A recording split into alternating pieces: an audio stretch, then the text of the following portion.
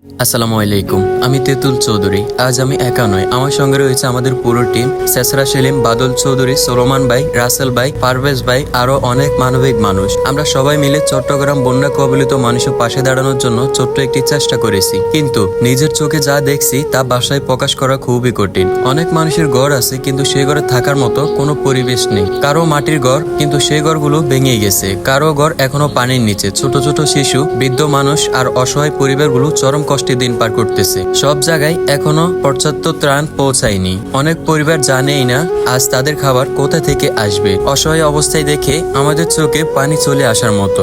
আমরা আমাদের সামর্থ্য অনুযায়ী কিছু ত্রাণ পৌঁছে দেওয়ার চেষ্টা করেছি। আলহামদুলিল্লাহ, আমরা সেটা সফল হয়েছি। এটা হয়তো খুব বেশি বড় নয়, কিন্তু আমরা বিশ্বাস করি মানুষ মানুষের জন্য। আমরা সবাই যদি যার যার অবস্থান থেকে একটু করে এগিয়ে আসি, তাহলে হয়তো এই কষ্টটা অনেকটাই কমে যাবে। আপনাদের কাছে আমাদের বিনীত অনুরোধ, যার যতটুকু সামর্থ্য আছে বন্যা কবলিত মানুষের পাশে দাঁড়ান। আজ তাদের প্রয়োজন শুধু ত্রাণ নয়, প্রয়োজন ভালোবাসা, দোয়া এবং মানবিকতার হাত। তাই যে যা পারেন সবাই বন্যা কবলিত মানুষের পাশে দাঁড়ান। সবাই একটা কথা মনে রাখবেন, আপনার 1 টাকা এই সময়তে তাদের কাছে 1000 কথার চাইতেও সমান। যে যার অবস্থান থেকে যতটুকু পারেন অন্তত তাদের পাশে দাঁড়ান। আমরা সবাই জানি মানুষ মানুষের জন্য, কিন্তু আসলে কি তাই? বিপদ আসলেই তো দেখা যায় মানুষ মানুষের জন্য নাকি ভালো সময়ের চিহ্ন। আজকে তাদের এই খারাপ সময়ে হয়তো তারা মানুষের কাছে মুখ চেয়ে কিছু বলতে পারে না, কিন্তু আমাদেরকে এটা মাথায় রাখতে হবে যে বিপদের সময় কারো মাথায় কোনো কিছু কাজ করে না। তাই সকলের কাছে বিনীত অনুরোধ, অন্তত এই মানুষগুলো পাশে দাঁড়ান।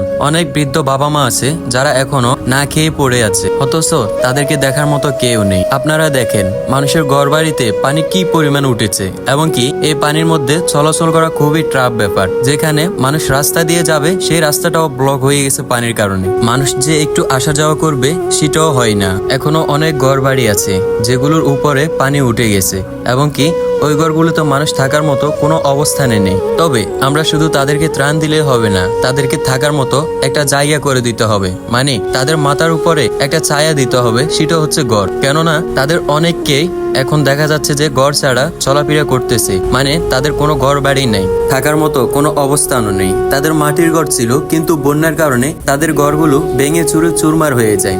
সবাই ওনাদের জন্য দোয়া করবেন, আল্লাহ যেন অতি তাড়াতাড়ি তাদের প্রতি সহায়ন হন, এবং কি তাদের পাশে দাঁড়ানোর মতো মানুষকে যেন সেই শক্তি দান করেন। আল্লাহ তাআলা বন্যা ক্ষতিগ্রস্ত সকল মানুষকে হেফাজত করুন, এবং কি তাদের কষ্টকে দূর করুন, এবং আমাদের সবাইকে মানবতার সেবায় কাজ করার তৌফিক দান করুন।